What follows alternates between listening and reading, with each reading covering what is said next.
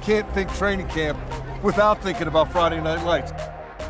Tonight is a big night for them and a big night for the community in the city of Latrobe, and I can't wait to see it. Excited about Friday Night Lights, always excited to get over there and enjoy that venue, which is a tradition here, obviously.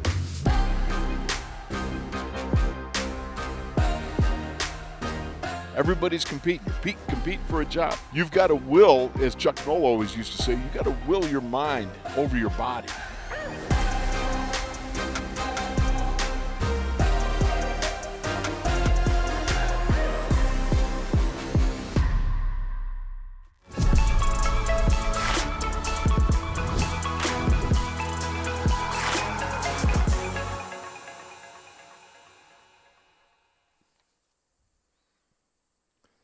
You are looking live at Memorial Stadium in Latrobe, Pennsylvania, and Pittsburgh Steelers training camp 2024. It is day 10 since the Steelers showed up to St. Vincent College, day 8 on a practice field, and this being Friday, August the 2nd, it is Friday Night Lights, one of the highlights of this portion of the team building process. Good evening, everyone.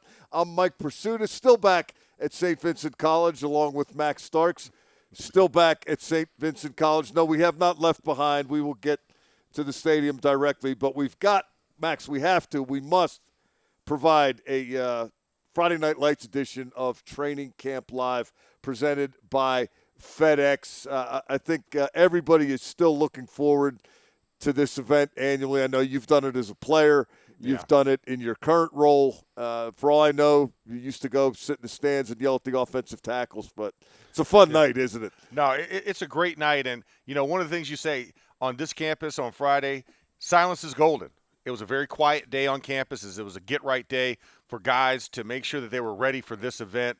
This is a very physical time in camp. This is the next step, the next check mark in the milestones going through this training camp process. And the whole town is over there.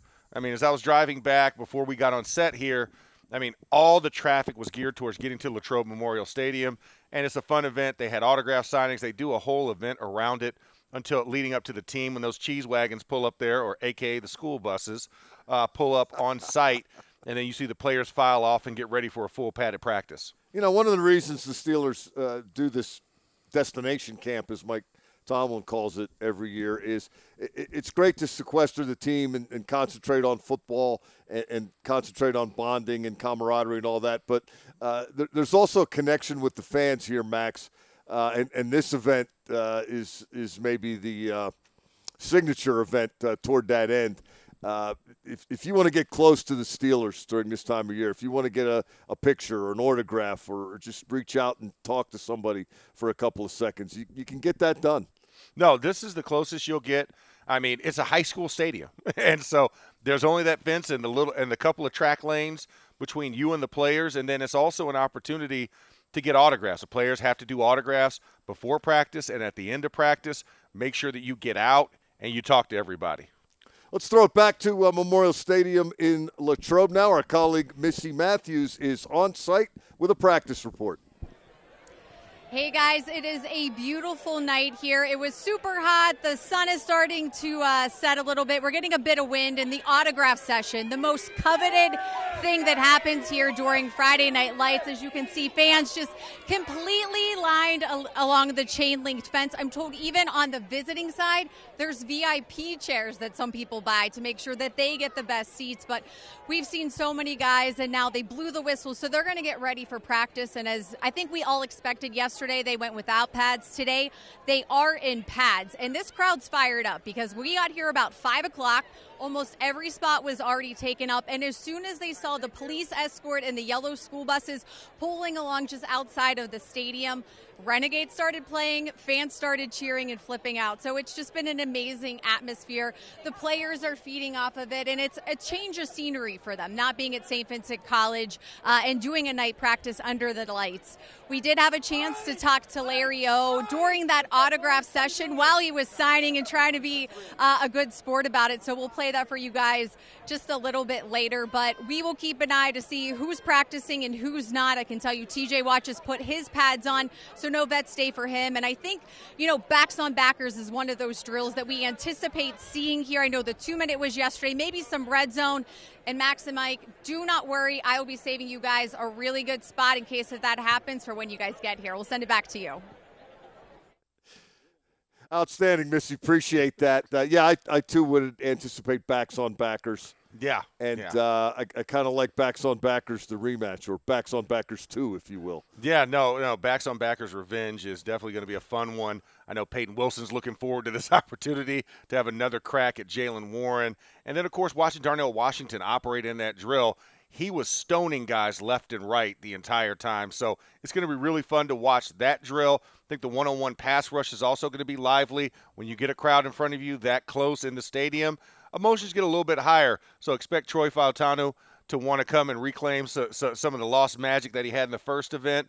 And then looking at some of the younger guys, Zach Frazier, Mason McCormick as well. Broderick Jones will probably take part in the drill today. So I'm looking forward to seeing both of those one-on-one skill drills. You think we'll see TJ Watt in backs on backers, or is he still going to just watch from on high? I think he watches from on high. I don't think there's no need to wonder if he can. As long as he hits a quarterback, I don't worry about him having to deal with a running back or a tight end because he seems to shed those guys very easily. Seems to know how to get there. Yeah. He has a skill set. Of course, I imagine 7 shots will take place as well, Max. They have done that all practices but one. And when Mike Tomlin likes to talk about ebb and flow, I've got the count at 22 for the defense and 20 for the offense. That's a lot of ebb and a lot of flow. Yeah, no, it's one of those things. As you have a new system, you're going to have these lulls in the process. But I expect this offense to start kicking up into another gear. They've gotten the defense the last couple of days.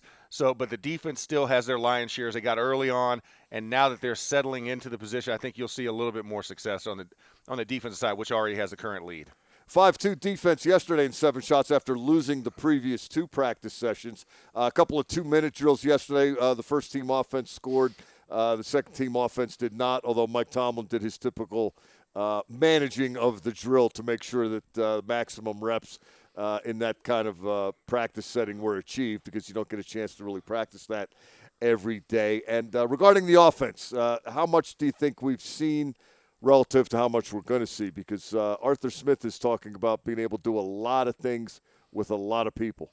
Well, and I think we've already seen a lot of what this offense can be. We've seen the 3 tight end set. We've seen 2 tight end sets. We've seen a lot of 11. We've seen spread.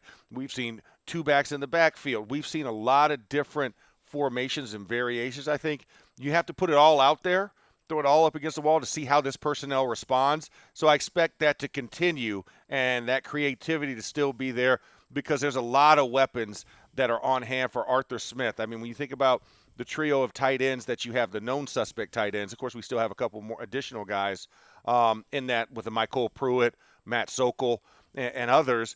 But that running back room, you already know who Jalen Warren and Najee Harris are. Aaron Shampkin has been a guy that's really been flashing in camp. Michael Pirine, another guy.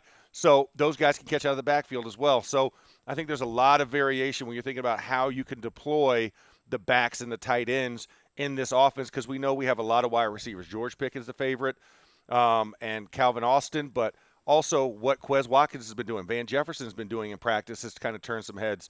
So a lot of weapons at his disposal, so I expect the creativity to continue. Yeah, Arthur Smith speaking with the media yesterday back here on campus, and talking about how there's a reason that he's using a lot of different personnel groups, and that each specific personnel group is doing a lot of different things. It's been fun. I mean, when you can play with multiple tight ends, guys that can do a lot, especially on those early downs, I think it's been a good camp for those guys. It's unfortunate Rodney got hurt, but we're working him back in. He was having a good spring in camp. But Michael Pruitt, Darnell, Pat, it's a good group, good mix. Would you like to get Darnell involved more in passing? Well, it's all going to play out. But, yeah, all these guys, they got to be – we just don't want to become obvious, right? So it's every time this guy's in here in this formation, they're only doing that. So we need everybody involved.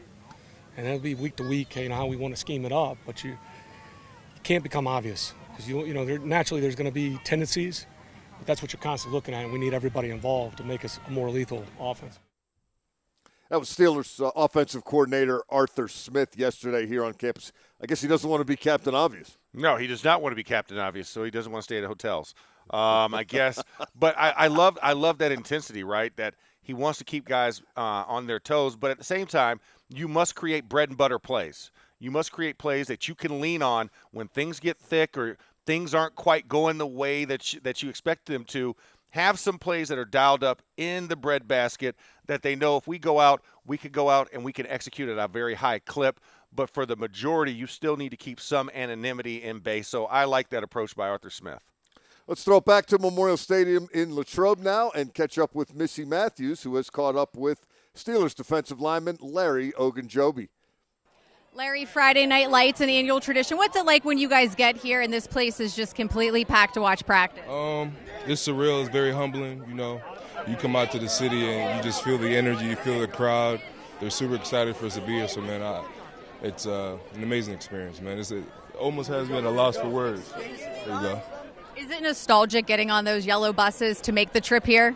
Definitely. You know, we all come through football in different kinds of ways and fashions, but, you know, that Friday Night Lights scenes is very different. And, you know, it's special and near dear to all of our hearts. And get on that bus, the lights, the fans, the crowd. Like, it kind of puts in perspective what this game really means. So it's super awesome. And how great is it to just kind of break up camp? You're not on the same practice fields. It's a night practice. It's a little different. You just feel the energy. You know, you feel the crowd, the fans are super excited. Everybody's out here having a good time. You know, it's very theatrical, and I love it, man. It just really puts things in perspective for me. All right, get back to signing autographs. Thanks so much, Larry. We appreciate it. We'll send it back to you guys. I don't know if I've done an interview while somebody was actually signing autographs, but great work by Missi there. And Max, you know, given the event, the day, the time, I guess we have to acknowledge, as it relates to Friday Night Lights, clear eyes, full hearts can't lose, right? No. I mean, where would you rather be is the phrase. If you are in anywhere near in Western PA where you can get to this practice, fans line up, like Missi said, 5 o'clock. Practice doesn't start till 7, and we're sitting at 7:12, and that place has been packed for over 2 hours now. That's just how much this practice means to the city, and the players take that very reverently, as you heard Larry O kind of talk about that kind of being. Good word. Yeah, you know, got to throw them out there. Dictionary.com. It helps. It's almost time for us to get over there and have some fun on Friday Night Lights. But before we do, the Hall of Fame game last night, I was underwhelmed after great anticipation of the new kickoff protocols. Not much happened where I was watching. What'd you think? Anticlimactic at best. Yeah. There was not much. I mean, the ball was where? In between the 25 and 30-yard line most of the times. Yeah. We saw one fair catch in the end zone where it just brought it out to the 30. I mean, this new rule, I get you want to have more action. As you see, the green lines is the landing zone from the 20 to the goal line. Ball must hit within that area. That. You got 6 yards. Yep, exactly. Look at that, 26-yard line. Surprise, surprise. So, I mean, I guess you don't want to I guess you want to try and excite and change up the process, but same result for the most part. Nobody broke free. Devin Hester's in the Hall of Fame, so you didn't have any worry of him going yard on this play. He talked about it as well, but much ado about nothing in my first glance at this new kickoff rule being implemented. Stay tuned. I don't know that everybody's figured it out yet, and I don't know that everybody's going to show their A game in the preseason, but we'll have to see what we see as we get through the exhibition season. The guy whose opinion on this really matters is Steelers special teams coordinator Danny Smith, and he has maintained all along and did again yesterday that they're going to have this covered. Well, I think the Hall of Fame game tonight will be the most watched Hall of Fame game in the history of NFL football. You know, because I know I'm going to watch it just see. I know both those coaches. They're very good coaches. I'm anxious to see what they come up with, if anything. You know, it's the first game and all that kind of stuff. I imagine we'll see a lot of vanilla early in the preseason, and people are going to grow and learn as we go. You know, I learned a lot today. The officials asked me questions today. I'm asking them questions today. So it's a challenge, but honestly, I embrace it. I love it. I know it. I'm comfortable with it. I'm comfortable teaching it. Our players are learning to love it. We'll go back this afternoon and watch that tape. We'll grow from it. We'll be better next time we do it. It's like how I set that up, Max. I said Danny Smith has this covered. Yes. Kickoff coverage. Yeah, coverage, and you got to think about return unit too. Many happy returns. We're not Many there happy. yet. Yeah, okay, we're not there yet. Okay, That's going to do it for us tonight. Max and I are headed over to Memorial Stadium in Latrobe. There is no wrap-up show tonight, but we will be back here at 2 o'clock tomorrow, practice returning to St. Vincent College. Until then, for Max Starks, I'm Mike Prisuta. This has been Training Camp Live presented by FedEx.